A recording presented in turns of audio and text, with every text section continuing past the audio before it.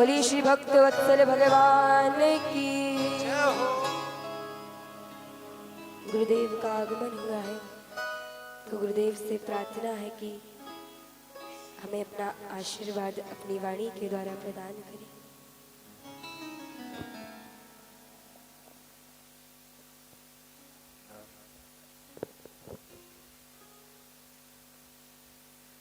श्री वृंदावन बिहारी लाल के श्रीमद् भागवत महापुराण के व्यास जी महाराज के सुखदेव भगवान के परीक्षित राजा के वृंदावन धाम के जय जय श्री राधे। नवमीट्यते भ्रवपुषे तडिदम्बराय कुञ्जावतंस परिपेक्षल सन्मुखाय वन्यस्रजे कबलवेत्र विषाण वेणुं लक्ष्मश्रिये मृदुपदे पशुपाङ्गजाय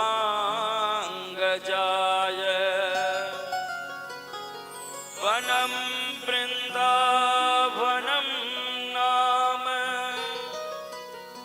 पशव्यं नवकाननं गोप गोपी गवां सेव्यं पुण्यातिथिर्विरुधम्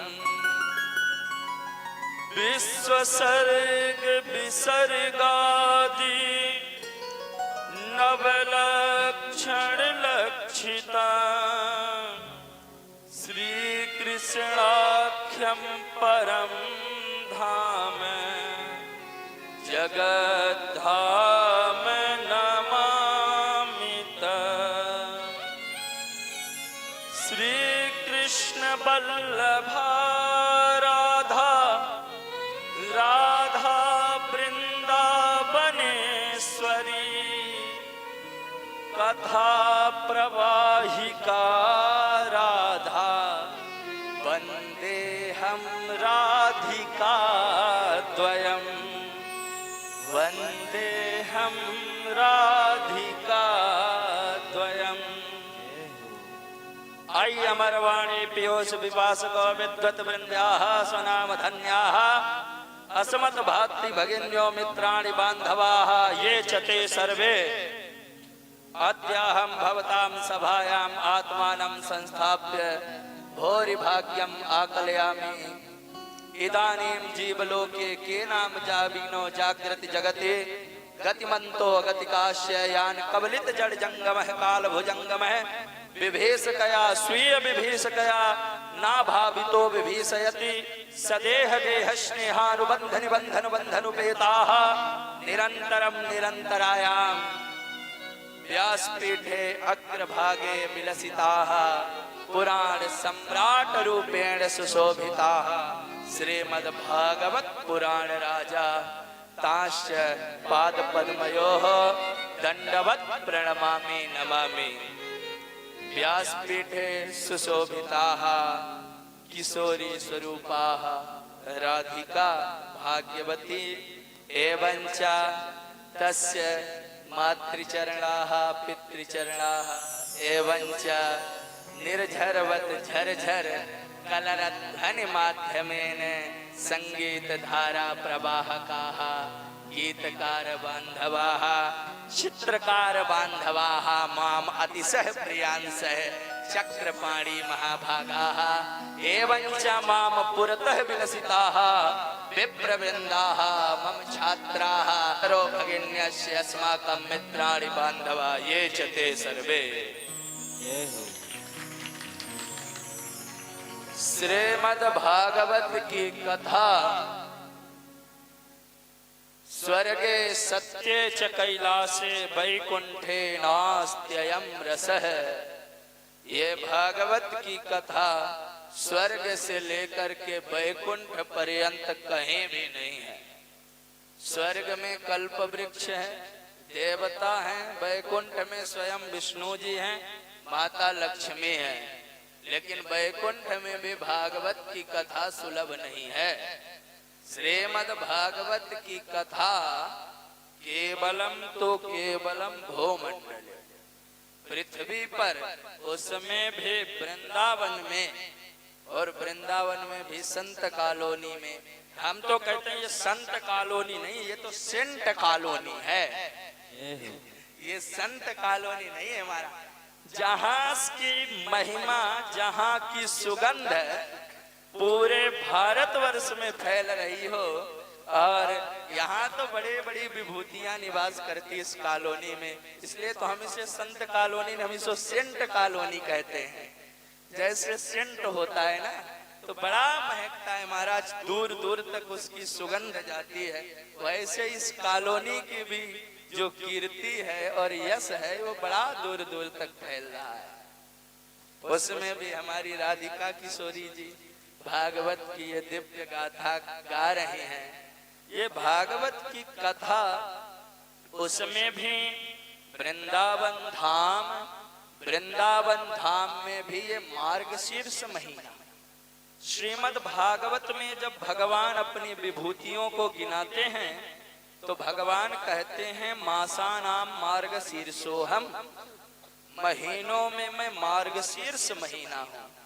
भगवान ने ये नहीं कहा कि मैं महीनों में कार्तिक महीना हूँ या महीनों में मैं सावन हूँ, जबकि शिव जी की दृष्टि से देखा जाए तो सबसे ज्यादा प्रिय श्रावण है। भगवान कृष्णचंद्र की भी दृष्टि से देखा जाए तो सबसे प्रिय कार्तिक महीना, वृंदावन में सबसे ज्यादा भीड़ रहती है। लेकिन भगवान ने कहा मासानाम मार्गशीर्षो, मैं महीने में मार्गशीर्ष महीना हूँ। और हमें लगता है मार्ग का अर्थ होता है रास्ता और शीर्ष का अर्थ होता है शिखर, यानी जो रास्ता हमें शिखर तक ले जाए, यानी जिस माह में हम अपने शिखर तक, लक्ष्य तक पहुंच जाएं, वही है मार्गशीर्ष महीना। और ऐसे मार्गशीर्ष माह में यह श्रीमद् भागवत की कथा, संत समागम हरि कथा, तुलसी दुर्लभ दो, सुत दारा और लक्ष्मी पापी के भी हों। धन दौलत तो महाराज, धनवान जीवन में वो नहीं है जिसके पास में धन है, जिसके पास में लक्ष्मी है, बल्कि जीवन में परम धनवान वो है जिसके ऊपर ठाकुर जी की, जिसके ऊपर किशोरी जी की कृपा है, जिसके ऊपर भागवत भगवान की कृपा है, वो सबसे ज्यादा धनवान है जीवन में। तो आपके घर में तो किशोरी जी की कृपा है ही, किशोरी जी ही आपके घर में है, तो दोनों ही बढ़िया है कि किशोरी जी की कृपा है और किशोरी जी ने ही कृपा करके किशोरी जी को आपके घर में भेज दिया। प्यारे, ये वृंदावन जो है ना, वनम वृंदावनम नाम पसप्यम नव काननम। नव कानन शब्दस्य द्वौ अर्थ है। नव त्रिणानि काननम यस्य सा नव कानन। जब ब्रजवासियों को वृंदावन आने की बात श्री उपनंद जी ने कही तो बोले वृंदावन में दोनों सुविधाएं हैं। कैसा है वृंदावन? बोले नव काननम। नव यानी नई नई घासें, बछड़ों के चरने के लिए हरी हरी सुंदर सुंदर घासें हैं। और दूसरा ना वक आननम, नए का आ है, जो नव तो नए प्रत्यय है, तो ना वक आननम यानी बकासुर जैसे राक्षसों का उपद्रव भी वृंदावन में नहीं है। वृंदावन में बकासुर यानी दैत्यों की यहाँ पर कोई प्रविष्टि नहीं है।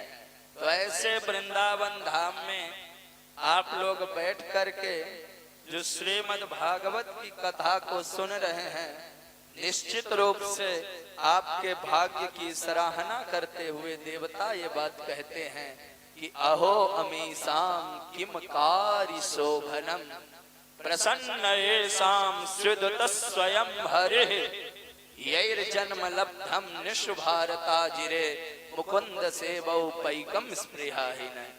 भारतवासियों ने ऐसा कौन सा पुण्य किया है जिसके फलस्वरूप उन्हें वृंदावन धाम में श्रीमद् भागवत कथा सुनने का दिव्य अवसर प्राप्त हुआ है। देवता कहते हैं हम बहुत से पुण्य किए और स्वर्ग को आ गए, लेकिन न यत्र वैकुंठ कथा सुधापगा न साधवो भागवतास्तदाश्रया न यत्र यज्ञेश मखा महोत्सवा सुरेश लोकोपि न वैसस्यताम। ऐसे स्वर्ग में रहकर हम क्या करेंगे, न जहाँ न भागवत की कथा होती, न संत महात्माओं के दर्शन होते हैं। अगर हमारे जो भी पुण्य शेष हैं तो हमें वृंदावन धाम में मानव देह दे करके भेज दो, ताकि हम भागवत की कथा जाकर किशोरी राधिका जी के मुंह से सुन सकें। एतदेव ही देवाः गायन्ति। ये बात स्वर्ग में खड़े हुए देवता कह रहे हैं कि अरे मृत्युलोक के प्राणियों, जो कथा सुखदेव जी ने मुझे अमृत के बदले नहीं दी, वो कथा तुम्हें मुफ्त में मिल रही है, तुम इसका पान क्यों नहीं कर रहे हो? खूब इस कथा का पान करो। और बड़ा अच्छा लगा हमें आकर के। और प्राय एक समस्या हमारे साथ ये होती है, हम लोग कहीं जाते हैं तो पहुंचते ही सबसे पहले माइक पकड़ा देते हैं। तो पहुंचते ही माइक पकड़ा दे, बोले गुरुजी बोलो। अब गुरुजी कम से कम कुछ सुने तो सही वक्ता को, हाँ? कम से कम कुछ सुने तो सही वक्ता कथा क्या सुना रहे हैं। इन्होंने देखो कितना बढ़िया सुनाया, सती चरित्र है। और हमें लगता है जीवन में भगवान शिव या भगवान हरि वास्तव में दोनों एक ही हैं, इनमें वस्तुतः कोई भेद नहीं। तो जीवन का परम लाभ यही है कि भगवान के ही चरणों से प्रीति हो जाए। जीवस्य तत्व जिज्ञासा। इस जीवन का परम लक्ष्य क्या है? तत्व जिज्ञासा। उस परम तत्व को जानना ही जीवन का परम लक्ष्य है। और ये बड़ा बढ़िया है महाराज। हम तो ये कहते हैं आज के ऐसे समय में जहां आज हमारा समाज एक ऐसी परिस्थिति से गुजर रहा है जहां कोई ये नहीं चाहता कि हमारे यहाँ बिटिया का जन्म हो। आप देखो बिटिया हो तो सबसे पहले मुंह बनता है, बोले क्या हुआ? बोले बिटिया भाई है, बिटिया का। लेकिन बड़ा आह्लाद होता है देख करके। हमारे भारतीय संस्कृति की शोभा ही नारियों से है। हम तो कई बार कहते हैं अगर हमारा धर्म और हमारी संस्कृति बची हुई है तो वो हमारी मातृशक्ति के कारण बची हुई है। आप भजन में, पूजा में, पाठ में कहीं भी देख लीजिए, सबसे आगे महाराज माताएं हैं। तो बहुत अच्छी बात है। अभी तो ये सफलता की प्रथम सीढ़ी में चढ़ रही हैं और निश्चित रूप से भविष्य में इनसे समाज की कन्याओं को एक प्रेरणा मिलेगी, ये प्रेरणा स्तोत्र बनेगी। इनसे लोग अब सीख लेंगे, जीवन का आइडल इन्हें बनाएंगे कि जहां इस समाज में बेटी होने पर व्यक्ति कहता है महाराज का हुआ, बिटिया हुई, शुरुआती से लेकर महाराज कहते हैं कन्या पितृत्वम खलु नाम कष्टम। कष्ट का दूसरा नाम बताते हैं। हम तो कहते हैं महाराज हर व्यक्ति के 100 भाग्य होते हैं, उसमें से जब एक भाग्य अच्छा होता है तब उसके यहाँ बेटे का जन्म होता है, और जब 100 के 100 भाग्य अच्छे होते हैं तब उसके यहाँ बेटी का जन्म होता है। इसीलिए तो कहते हैं बेटा तो भाग्य से होता है लेकिन बेटी सौभाग्य से होती है। सतपुत्र समा कन्या। ओस की बूंद सी होती हैं बेटियां, जरा सा दुख होने पर रोती हैं बेटियां। बेटा रोशन करेगा तो एक कुल को, दो दो कुलों की लाज रखती हैं बेटियां। पितृवंश्याः मातृवंश्याः पतिवंश्यास्त्रयस्त्रयः, पतिव्रतायाः पुण्येन स्वर्गे सौख्यानि भुंजते। पिता के वंश को, माता के वंश को और विवाह के बाद पति के वंश को, तीन तीन पीढ़ियों का उद्धार महाराज कन्या करने वाली है। बताओ, इससे ज्यादा कल्याण का, इससे अच्छा साधन दुनिया में दूसरा कोई नहीं हो सकता है। और हम तो एक बात हमेशा कहा करते हैं, तिस्रः कन्या यथा न्यायम पालयित्वा निवेद्य च, न पिता नरकम यति आदर्शस्य बचम यथा। जो पिता तीन कन्या का पालन पोषण करके सुयोग्य वर के साथ उसका विवाह कर दे, कन्यादान करके, वो पिता जीवन में नरक नहीं जाएगा। आदर्शस्य बचम यथा, इस बात की गारंटी हम ले रहे हैं। लेकिन आज हमारे यहाँ की दुर्भाग्य ये है, हमारे यहाँ एक सबसे बड़ी विडंबना ये है, विशेष करके उत्तर प्रदेश, मध्य प्रदेश, छत्तीसगढ़ के कुछ जो सटे हुए प्रदेश हैं, हमारे यहाँ सबसे बड़ी विडंबना है दहेज की। दहेज शब्द ही व्याकरण के दह धातु से बनता है, जिसका अर्थ होता है जलाना। आज दहेज की ऐसी मारामारी, समाज का हर वर्ग दहेज की आग में जल रहा है।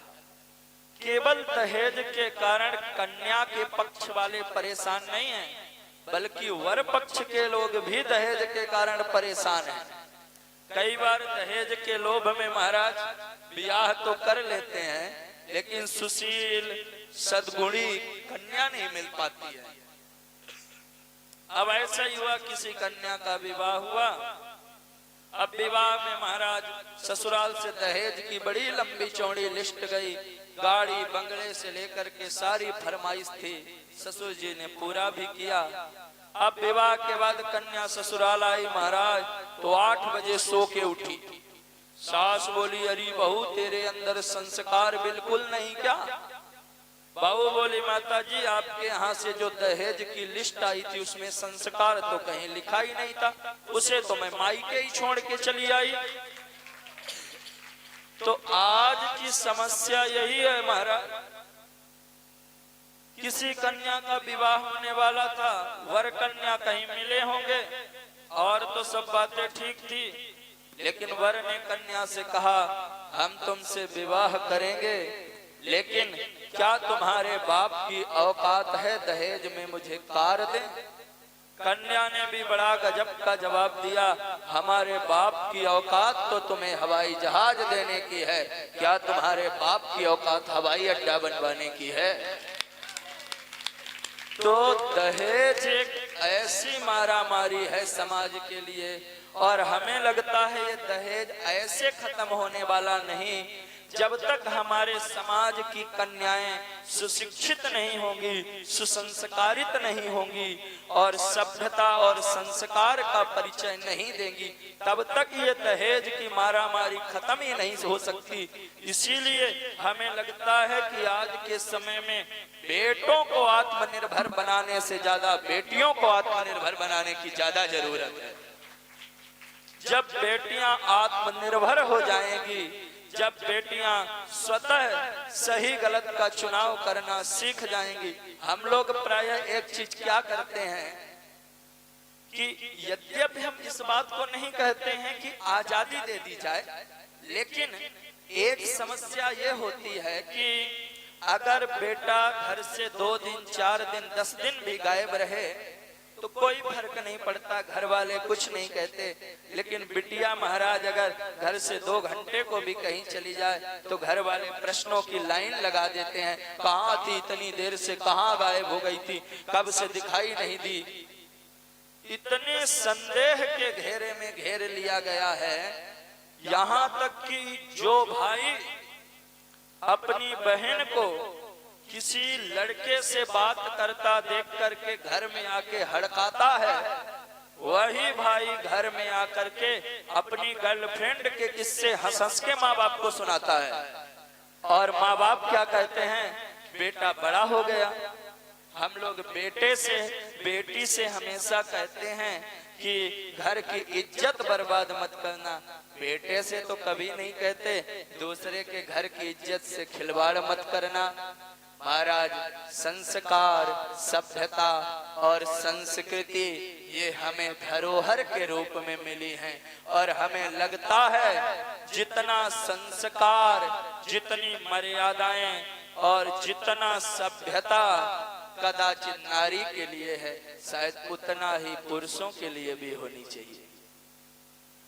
यद्यपि हम पुनः कह रहे हैं, हम इस पक्ष में बिल्कुल नहीं है कि स्वतंत्रता दे दी जाए, इस पक्ष में हम नहीं हैं, लेकिन इतनी जो बंधन है, इन बंधनों के साथ में आज के समय में क्या है महाराज की इतनी ये जो विकृतियां फैल रही हैं, समाज इतना दूषित होता चला जा रहा है, उसमें हम क्या करते हैं, हमारी बिटिया को कई बार किसी ने कुछ कह दिया ना, हम ये कह करके चुप हो जाते हैं, अरे किसी को कहना मत, इससे बदनामी होगी। बदनामी का है क्योंकि हम क्या है, हम इतने डर गए हैं, हम अपने आप को इतना दबा हुआ समझ लिए, हमें लगता है हमारी बदनामी होगी। और कई बार सामने वाले को ऐसे अवसर मिलते हैं, वो बार बार ऐसे कुठाराघात को करता रहता है। तो हम ये बात सबसे कहें, संस्कार और संस्कृति के साथ में हम तो ये कहते हैं कि बिटिया को चांद की तरह मत बनाइए कि जो चाहे नजर उठा करके देख ले, बिटिया को तो सूरज की तरह बनाइए, कोई देखे भी तो पहले आंखें नीचे झुक जाएं, उसके बाद में देखे महाराज। तो हमें लगता है हम तो ज्यादा ही समय बिता दिए, वैसे हम कथा सुनने के लिए आए थे, सुनाने के लिए नहीं आए थे। और इसीलिए महाराज, और संयोग अच्छा है ना कि इस समय शाम को तो हम पढ़ाने से भी फ्री हो जाते हैं, तो हमारे पास तो पूरा टाइम भी था सुनने का। हम और पहले आ जाते, लेकिन किसी कार्य बसात हम थोड़ा सा बाहर चले गए, तब आए। लेकिन हम आपसे कहते हैं, हम सुनाने बिल्कुल नहीं, हम सुनने आए थे। लेकिन जब व्यासपीठ का आदेश होता है तो वो आदेश नहीं, फिर वो अध्यादेश हो जाता है। तो कौन ऐसा है हो जो व्यासपीठ की बात को टाल सके। तो हमारी बहुत बहुत शुभकामनाएं हैं किशोरी जी को कि आप खूब बढ़िया भागवत की कथा का प्रचार करिए, गांव का, घर का, कुल का, परिवार का, देश का नाम रोशन करिए। किशोरी जी के चरणों में आपकी रति मति और गति होवे। श्री वृंदावन बिहारी लाल की जय हो। श्रीमद् भागवत महा